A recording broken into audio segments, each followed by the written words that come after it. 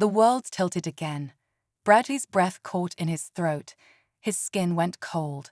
He stared at the patient, his mind scrambling to put the pieces together. How could this person, this frail, broken figure, know him? Dr. Taylor's gaze flickered between them. He didn't have the full picture yet, but he knew something big was unraveling right in front of him. "Who are they, officer?"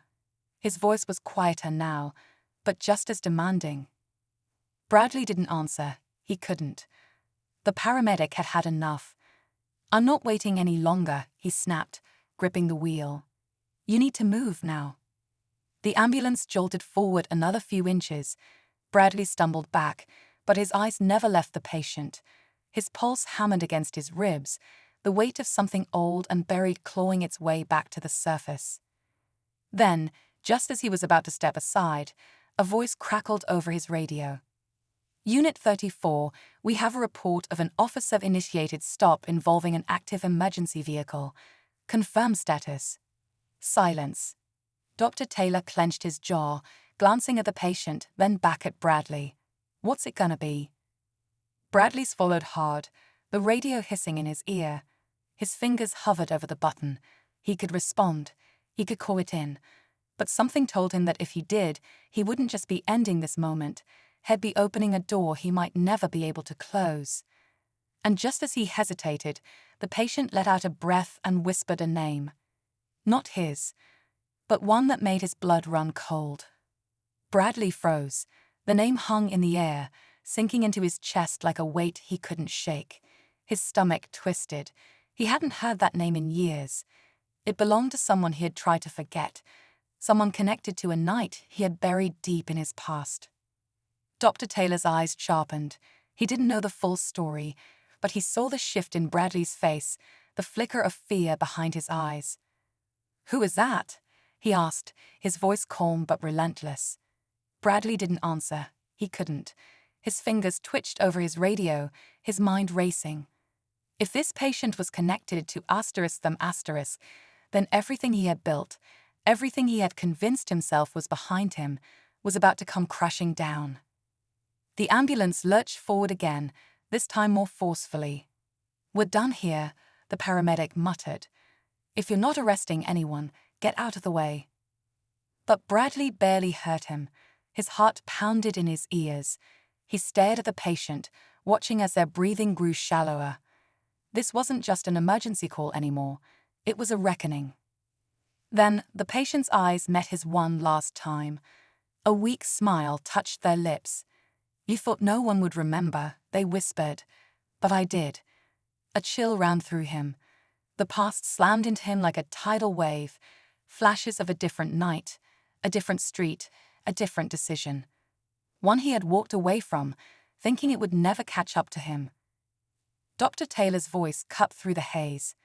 "You can't change what happened back then, but you can make the right call now." Bradley swallowed hard. His whole body felt locked in place. The radio crackled again, waiting for his response. Then, in one swift motion, he reached up, clicked the radio off, and stepped back. "Go," he said.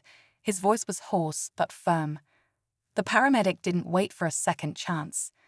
The ambulance rolled forward, sirens screaming into the night, leaving Bradley standing alone under the flashing red and blue lights. He exhaled shakily, running a hand over his face.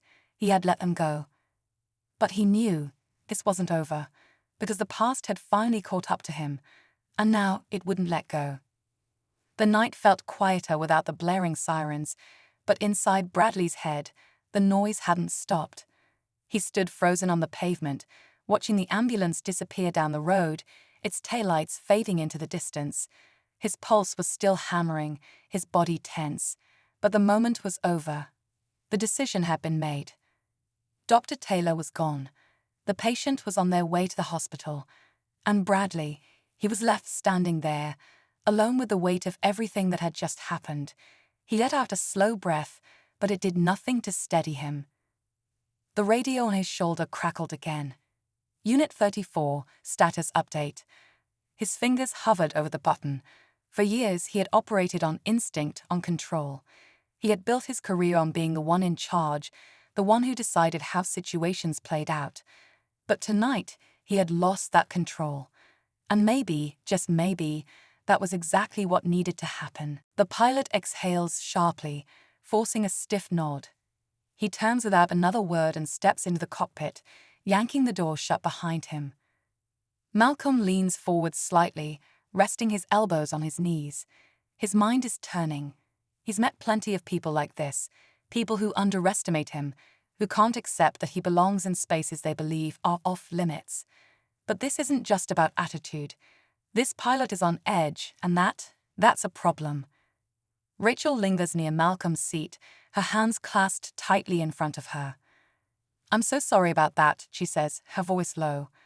"I don't know what his problem is, but this isn't normal." Malcolm glances at her, giving her a small, reassuring nod. "I know," he says simply, because he does. Then, just as the engines hum louder, ready for takeoff, a loud thud echoes from the cockpit. Everyone freezes. The co-pilot jerks his head around. Rachel's breath catches in her throat. Malcolm slowly straightens in his seat, his eyes locked on the closed cockpit door. Something isn't right, and whatever it is, it's about to change everything. The sound of the thud still lingers in the cabin, making the air feel heavier. Everyone is frozen for a moment, eyes locked on the cockpit door. The co-pilot hesitates, then unbuckles his seatbelt and pushes himself up. Something is wrong. Even he knows it now. Malcolm doesn't move, but he watches everything. His instincts are sharp, and right now, they're telling him that whatever just happened in that cockpit isn't normal. He glances at Rachel, whose hands are now gripping the back of a seat. She looks nervous, unsure whether to speak or stay quiet. Another sound, this time softer, like a heavy breath against a microphone. Then silence again. The co-pilot takes a cautious step forward and knocks on the cockpit door. "Captain," no answer. Malcolm straightens in his seat, tension settling into his shoulders. He's not the type to panic. He didn't build his empire by losing his cool. But right now, the situation is shifting fast, and he doesn't like what it's turning into. Rachel finally speaks up, her voice barely above a whisper. "Should we do something?" The co-pilot doesn't answer right away. He knocks again, harder this time. "Captain, I need you to respond." Still nothing. Then, just as the co-pilot reaches for the door, there's movement. A slow, dragging sound from inside the cockpit. Malcolm hears it clearly, and something about it makes his pulse quicken. The co-pilot's hand hovers over the handle, unsure whether to open the door or call for help. And then the cockpit door unlocks. The silence that follows is almost worse than the noise. The door slowly creaks open just an inch, revealing nothing but darkness beyond. The co-pilot hesitates. Rachel takes a step back. "Malcolm," he leans forward, eyes narrowing. Because whatever is on the other side of that door, it's about to answer every question that's been building since this flight began. And something tells him, this pilot's bad attitude is the least of their problems. The crack in the cockpit door remains still, like an open question no one is ready to answer. The co-pilot stands frozen, his hand hovering near the handle, his breath uneven. Rachel grips the seat beside her, eyes darting between Malcolm and the door, waiting for someone to make the first move. Then, the door slowly swings open. The pilot stands there, barely. His face is pale, his forehead damp with sweat. His breathing is uneven, almost labored. His eyes, the same ones that had been filled with resentment just moments ago, now hold something else entirely: fear. Malcolm watches him carefully, his instincts on high alert. Something is wrong, seriously wrong. The arrogant pilot from before looks nothing like the man standing in front of them now. He opens his mouth to speak, but no words come out. Instead, his knees buckle. The co-pilot lunges forward, catching him before he collapses completely. "Captain," he shouts, but there's no response. The pilot's head tilts to the side, his breath's ragged. His fingers twitch as he clutches at his chest, his whole body trembling. Rachel gasps. Malcolm, still seated, watches it all unfold, his mind racing. The pieces click together fast. This isn't just nerves. This isn't some sudden panic attack. This is something worse. Then, out of nowhere, the pilot asterisk grabs asterisk, the co-pilot's shirt, his grip surprisingly strong. His lips part, and this time, a single, strained word escapes. Poison. Dr. Taylor didn't waste another second.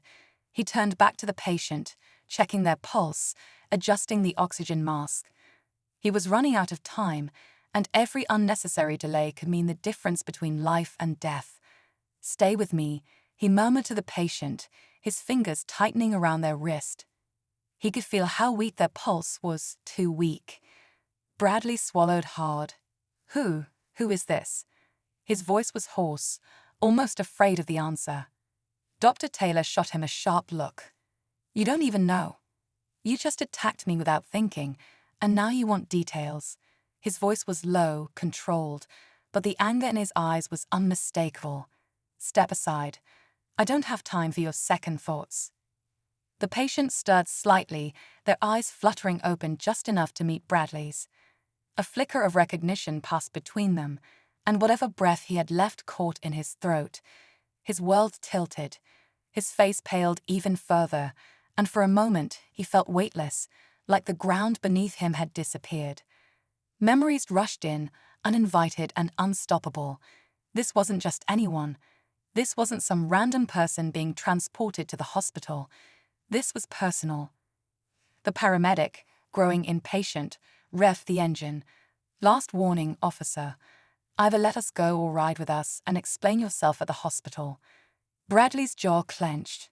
Every instinct told him to stop interfering, to let them go, but his pride, his past, held him in place. He hesitated, but before he could finish, a faint, rasping voice interrupted him. "Bradley." It was the patient, speaking his name. The sound shattered whatever illusion he had left that this was just another call. Dr. Taylor's gaze darted between the two, his frustration momentarily replaced by curiosity. "What's going on here?" he asked, his voice still sharp but edged with something else now. Suspicion. Bradley took a shaky step back, his chest tightening. He wanted to deny it, to act like this didn't mean anything, but the truth was staring him in the face. And no matter what he did next, there was no escaping it. The sound of his name coming from the patient's lips sent a chill down Bradley's spine. He took another step back, his fingers twitching at his side. His mind screamed at him to pull himself together, to regain control, but he couldn't shake the weight pressing down on his chest. Dr. Taylor watched the exchange closely.